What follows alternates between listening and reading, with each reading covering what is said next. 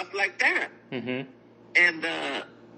And so when I got deported, I started thinking the same way. I'm like, well, if in the U.S. there's programs that help out, and then there's some programs in the U.S. that help out other countries, I'm like, what do they do with that money? Who gets that money, you know? Mm-hmm. So that's where I started at. Mm-hmm. What up, man? Silly. I'm doing a study for a student that's doing a sociology thesis for your master's. My PhD. PhD candidate. Mm-hmm. PhD, that's pretty obvious. That's probably it is. Right, Professor? Yeah. What you doing? My neighbor. Uh-huh.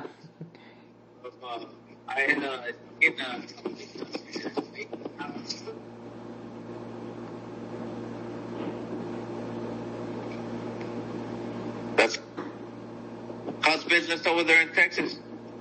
Good? Where's your crazy wife? Yeah, and now she's not the crazy one. Now you're the crazy one. Oh, that's cool, man. This motherfucker gets stabbed by the wife. He's still with her. I'm like, motherfucker, you go to sleep with that? Oh, man, you're a brave man. But he's crazy too, so welcome to a happy life, man. Did you steal it? Yeah. Thank you, Papa. I saw some ironworks, I saw a little alien ship that I want to put up there. Oh, yeah, do it. Yeah. That Peace Street, loving it. Yeah. Those are almonds. Almonds.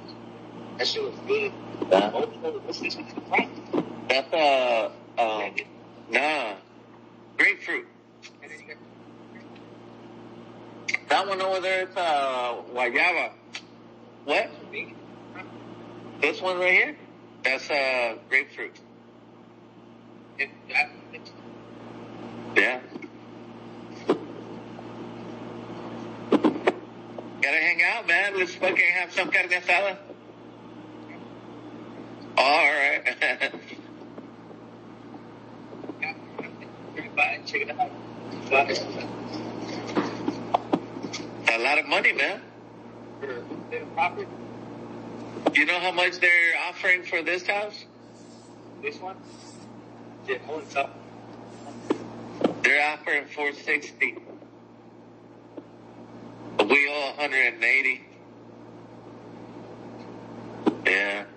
I know. I love it, man. I ain't selling though. I ain't selling shit. Yeah. Alright, brother. What children? Yeah. Yeah. Yeah.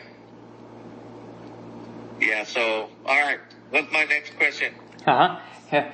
So I think something I was curious about was, did you work at all by any chance during those 3 weeks that you were in Mexico, or it's too short of a time? No, I wasn't working at all. Uh-huh. I was, my wife was sending me money. And when you were in Mexico, did you ever consider kind of just relocating and living in Mexico? We talked about it for a little bit, but in reality, my wife, she don't want to go back to Mexico, and I'm like, man, I don't want to be in fucking Mexico, so, yeah. We talked about it, but no, the decision was made that no, I was going to try to make it home. And, let me see. Okay. And does that mean that, so you re-entered 3 weeks after the deportation, does that mean it was still 2012? It was 2013. I got deported February 25th. So I just want to make sure I get the right date. Does that mean the deportation was 2012 or 2013? 2013. 2013? Okay. Oh, it's just that you were in detention since 2012. Right. And then, since you came back to the U.S. in 2013, have you left the country at all, or you've been here since then? I've been here the whole time. Okay, perfect. And then, now, could you kind of explain to me, like, what was the motivation for coming back to the U.S.? I know you touched on it, but just want to allow you to elaborate on that. Yeah, my daughters and my wife, man, they were the reason I wanted to come back. Mm-hmm. Mm-hmm. And that was pretty much it for me, families. Mm-hmm. And would you say that kind of where you felt that you belonged, or the country that you felt like was your home, that had anything to do with it? Of course, everybody's here, man. I consider this my land. Mm-hmm. I grew up singing that little fucking song, so this land is my land, this is your land, right? Mm-hmm. So don't fucking renege on your song, man. Mm-hmm. Mm-hmm. And do you remember how old you were when you came back in 2013? I was 38. 38. Okay. Uh-huh. And then could you tell me, or could you explain to me, like, how did you do it to come back to the U.S.? Yeah. I'm sorry, what was the question again? Yeah, kind of, I'm just curious about the process of how you managed to re-enter the country 3 weeks after you had gotten to Mexico. Oh, so after I spoke with my daughters and Juarez, because that's where I met them, I couldn't cross the border. Mm-hmm. So after I talked to them and I spent a couple of days with them, I took the bus from Ciudad Juarez to Tijuana. Mm-hmm. And from Tijuana, I started looking into crossing over into the U.S. Mm-hmm. And in that time, I was trying to get in shape by walking from Playa de Tijuana all the way to Tecate every day. I would start up early in the morning and walk it and build resistance. Mm-hmm. And then 3 weeks later, about 3 weeks or so, I was watching the news and they mentioned there was going to be fog that night. So I decided to try to cross the border with the fog. Mm-hmm. Mm-hmm. And did you, is that what you did? And that's what I did, man. It took me 3 days to cross the mountains and get away from the Homeland Security and Border Patrol. Wow. And did you have to pay a coyote by any chance? Nah, man. I looked into getting a coyote to help me cross, but it was very expensive. I found some 15,000, 7,000. Wow. And I had already lost all the money with the lawyer, so I didn't have any more money. Mm-hmm. So, no. Mm-hmm. And could you tell me, 3 days, that's a long time, like how did you survive? How did you prepare, besides like the walking for your, improve your health? That was it. That's all I just kept on thinking of coming home to my family, man. Mm-hmm. Mm-hmm.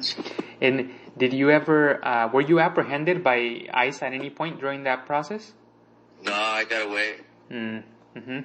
And did you have enough food and water? No, I crossed with only a few granola bars and a couple of sneaker bars. Mm-hmm. And I had like 3 or 4 bottles of water, and that's all I had when I crossed. Wow. And how did you just figure out the way, like the route on your own as you went along, or how did you not get lost? Hell, man. I'm a Marine, man. They trained me for that shit. So yeah, I followed the best routes. I looked for water in the creeks. And that's how I got across. I had that, had completely escaped me that you have had formal training for that kind of situation. And when you came back to the U.S. Beautiful nights. Did you return to the same place where you were living before the deportation? Yes, because it was an apartment complex, and my wife was still living there when I got deported. But as soon as I came back, we moved up to different apartments. And was that in Texas or in Las Vegas? It's here in Las Vegas. And is that where you're living today as well?